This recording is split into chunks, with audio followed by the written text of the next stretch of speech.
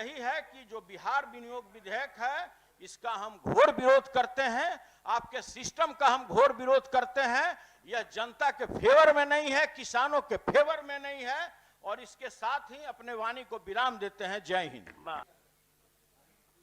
बिस्कोमान में ये रहे हैं, वो भी एक वित्तीय संस्था है, उनका क्या हालात था ये कभी बताए नहीं, इनको हटा भी दिया गया। नमस्कार, आपके साथ में रोहित कुमार, आप न्यूज फॉर नेशन पर। बिहार विधानसभा हो या परिषद हो, ऐसा कोई दिन नहीं है जब यहाँ पर सत्ता पक्ष और विपक्ष के जो नेता हैं उनके बीच में भिड़ंत नहीं हो। आज भी कुछ वैसा ही हुआ। बिहार विधान परिषद की तस्वीर दिखाते हैं।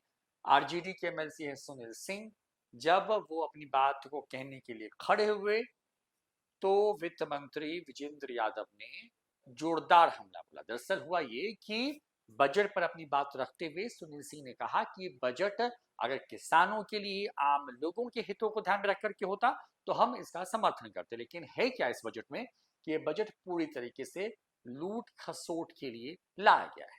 जाहिर तौर पर इसके बाद विजेंद्र यादव खड़े हो गए और उन्होंने जो है सुनील सिंह के बयान, जो उनका जो आरोप थे उस पर जवाब दिया।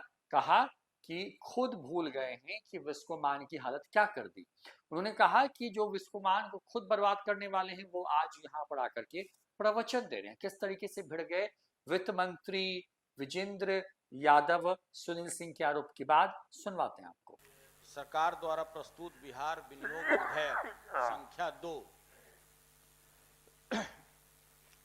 के जो भी उसमें त्रुटि है महोदय, हम केवल आपके माध्यम से सरकार को बताना चाहते हैं। महोदय, सरकार द्वारा प्रस्तुत आर्थिक समीक्षा 2025-26 और नीति आयोग 16वें वित्त आयोग एवं सीएजी रिपोर्ट के आंकड़े ही सरकार की वित्तीय अराजकता, कुप्रबंधन और जन विरोधी नीतियों को बेनकाब कर रहे हैं।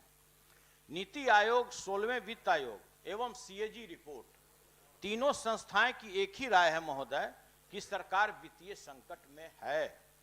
नीति आयोग की रिपोर्ट है, कर्ज के मामले में बिहार सबसे खराब राज्यों में। नीति आयोग का जो रिपोर्ट 2022-23 से लेके 25 के अनुसार महोदय, बिहार का ऋण जीएसडीपी अनुपात तो देश के अन्य राज्यों की तुलना में काफी अधिक है। यह अनुपात मीडियम राज्यों से भी बदतर है। माननीय सभापति जी, नीति आयोग जो कि केंद्र सरकार का अपना थिंक टैंक है, उसने साबित कर दिया कि बिहार कर्ज के मामले में देश के सबसे बदहाल राज्यों में से एक है। मैं नियमापत्ति पर खड़ा हूँ महोदय। विनियोग विधेयक पर एक सीमा है, उसी सीमित विनियोग पर ही हमको बोलना होता है, जनरल बजट पर नहीं बोला जाता है। एक बाध्यता है। और विनियोग, प्राकलन, अनुपूरक और विनियोग तीनों एक साथ मिले हुए हैं। तो विनियोग की सीमा है, क्योंकि यहाँ तो इस सदन में कटौती का प्रस्ताव कोई आता नहीं है, आ भी नहीं सकता है, नियम है। तो मूल बजट पर नहीं बोला जाता है, विनियोग तक आपने को सीमित रखिए। सरकार ने जो मांग रखी है विनियोग के अंतर्गत, उसी में आप देखिए कि क्या कर सकते हैं आप। जनरल बजट पर नहीं बोला जा सकता है महोदय, बाध्यता है। इसलिए मेरा निवेदन है महोदय आपसे कि इसी पर विनियोग पर ही केंद्रित किया जाए। महोदय, हम जो परिवारों पर जो लगातार सरकार के नीति, जो उनका कार्य करने का तरीका है, जो करोड़ों करोड़ रुपया कर्ज बढ़ता जा रहा है महोदय। 2005-06 में हम लोगों के ऊपर कुल कर्ज था 24,000 करोड़ रुपया और आज 25-26 में महोदय कुल कर्ज 4,74,134 करोड़ रुपया है। मतलब महोदय हमारा ये जो 20 वर्षों का जो सरकार का जो कार्यकाल है महोदय, ये कार्यकाल में हम लोग का 20 गुना ज्यादा कर्ज बढ़ चुका है। आज 2005 में हर एक जो है महोदय देखिए 26-27 के बजट पर बात हो रही है। एकदम बिल्कुल वही हम बताना चाह रहे हैं महोदय। तो माननीय उप सभापति ने जो कहा आपत्ति दर्ज की जी, तो आप तो कोई आपत्ति मानते नहीं है।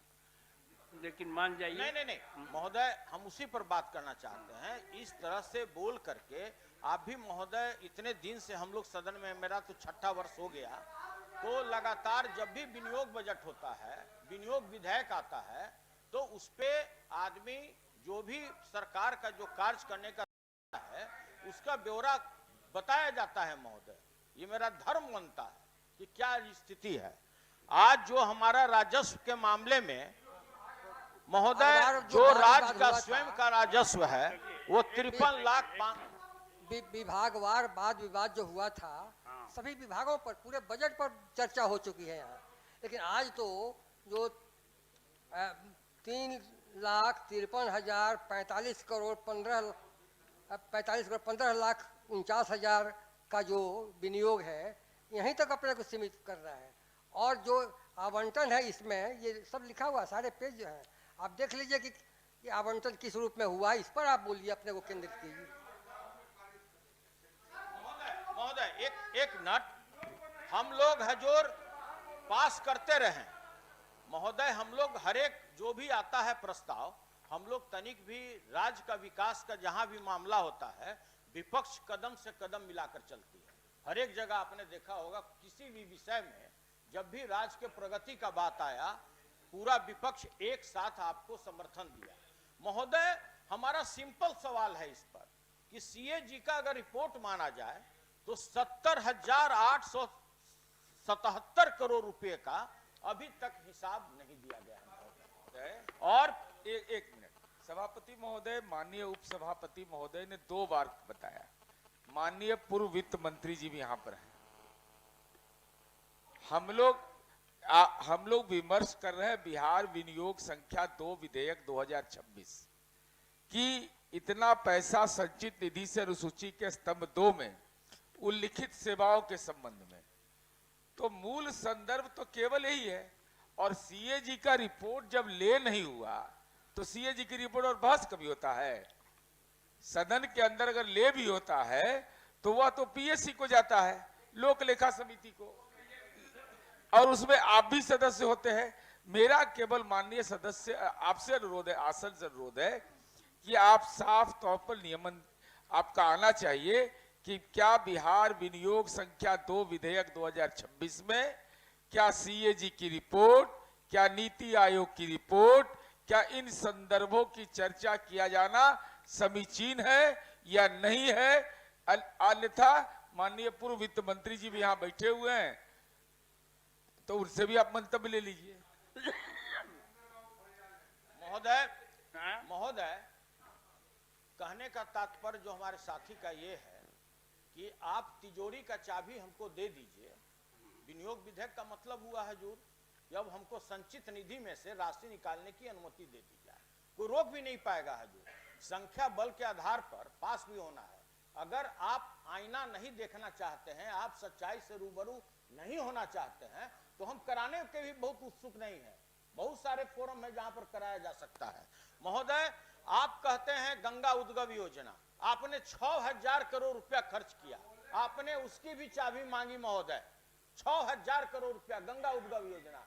एक तरफ माननीय मुख्यमंत्री जी का बयान आता है, विभाग का बयान आता है कि हम हर एक घर को नल का जल पहुंचा दिए महोदय। तो हम यही जानना चाहते हैं महोदय कि जब हर एक घर में नल का जल चला गया, तो ये गंगा उद्गम योजना में 6,000 करोड़ रुपया अगर आप कैनाल में खर्च कर दिए रहते महोदय, आप नहर बनाने में खर्च कर दिए रहते, तो एक बात समझ में आता महोदय, सरकार को यह बात सदन में बताना चाहिए कि जो गंगा उद्गम योजना बनाया गया उससे कितने किसानों को लाभ हुआ, कितने लोगों को उसका जल आपूर्ति हुआ महोदय, और कितने महीने तक उसका संचालन हुआ महोदय। इसके लिए नहीं, नहीं, जानना चाहते हैं जो विषय महोदय। है उस पर बात आप मान लिया कि आप म्यूजियम बना दिए, एक म्यूजियम पूरा आपका खाली है, सामान रखने को नहीं है, और आपने दूसरा संग्रहालय बना दिया, और आप कहते हैं कि फिर से चाबी दे दीजिए हमको लुटाने के लिए। क्यों हम लुटाने के लिए महोदय चाबी दे दें आपको? और तीसरी बात महोदय, ये जो स्थिति परिस्थिति बन रहा है, जो आप हमसे कुंजी मांग रहे हैं महोदय, अगर आपका जनोपयोगी कार्य हो जाता, आप अगर यह प्रस्ताव लाते हमारे पास कि जो उत्तर प्रदेश में जो पेट्रोल और डीजल का मूल्य है, हमारा जो समीपवर्ती जिला है, जो भी उससे बॉर्डर से लगा हुआ है, जहां 11 रुपया लीटर का अंतर है महोदय, पेट्रोल में 7 रुपया पेट्रोल का डीजल का अंतर है, हम उसको समान रूप से कर देंगे ताकि इधर के भी जो पेट्रोल पंप है वो भी संचालित सही ढंग से हो जाए बॉर्डर इलाके में, और गवर्नमेंट को करोड़ों अरबों रुपया उससे रेवेन्यू प्राप्त हो। क्योंकि जो लोग हैं हजूर, जो बॉर्डर इलाका है उत्तर प्रदेश का, टोटल लोग जाकर डीजल उधर भरवाते हैं। थोड़ा देर बोल लेंगे महोदय, दूसरी बात है कि आप जो भी लाइए, जिस चीज के लिए भी आप कहिए कि हमको संचित निधि से राशि निकालने की अनुमति दीजिए, तो महोदय हम लोग को तब अच्छा लगता, पूरे विपक्ष को अच्छा लगता कि जब अन्य प्रदेशों की तरह आप कहते कि हम किसानों को बोनस देने के लिए हम पैसा चाहते हैं, किसानों के उत्थान के लिए हम पैसा चाहते हैं। आप अगर यह कहते महोदय कि जिस तरह हम प्रत्येक उपभोक्ता को 125 यूनिट फ्री में बिजली देते हैं, उसी तरह मेरे सरकार की हार्दिक इच्छा है, हमारे वित्त मंत्री की हार्दिक इच्छा है कि हम किसान का शोषण नहीं करें, हम 55 पैसा प्रति यूनिट उससे नहीं वसूले, हम उनको भी फ्री में सिंचाई के लिए बिजली देना चाहते हैं। उसके लिए हमको निधि चाहिए, तब हमको हजूर खुशी होता। हमको तब खुशी होता कि जब ये यहाँ पर सदन में कहते, हजूर ये कहते हमसे कि भाई अब हम गलती से जो बनाना था म्यूजियम बना दिए, गलती से हमको बुद्धा स्मृति बनाना था हमने बना दिया महोदय, गलती से गंगा उद्गम योजना उसको देखने के लिए बाहर से भी लोग आते हैं। हजूर सुना जाए, उसमें हाईकोर्ट का बहुत कड़ा स्ट्रिक्चर पास है महोदय, सर भी जानते होंगे, हाईकोर्ट ने उस पर अपना कमेंट दिया है कि ये जनता के गहरी कमाई का दुरुपयोग है म्यूजियम बनाना। महोदय मैं अगर आदेश होगा तो हम कोर्ट का ऑर्डर भी यहां लगा देंगे महोदय। मेरा ये हाथ जोड़कर विनती है आसन से, आपके माध्यम से माननीय वित्त मंत्री जी से, कि आप कुंजी ले जाइए, पूरा ट्रेजरी खाली कर दीजिए और इसी तरह से पैसा लुटा दीजिए। हमारा उद्देश्य यह है कि अगर आपको पैसा खर्च करना है तो किसानों के आर्थिक उत्थान के लिए खर्च कीजिए, जो जनता है उसके लिए कीजिए, जो बाकी जो बेरोजगार लोग, जो 2 करोड़ बेरोजगार आज भी इस बिहार में हैं, उनके लिए आप उद्योग बैठाने का काम कीजिए, तब हमारी सहमति है महोदय। और नहीं तो आप संख्या बल के आधार पर हैं, तो आपको जो करना है कर लीजिए।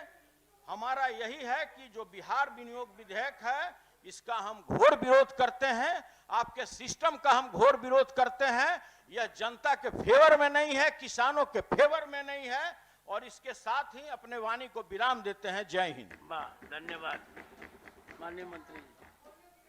हाँ आप बोलिए। ठीक है, छोड़िए, माननीय मंत्री जी बोल रहे हैं। महोदय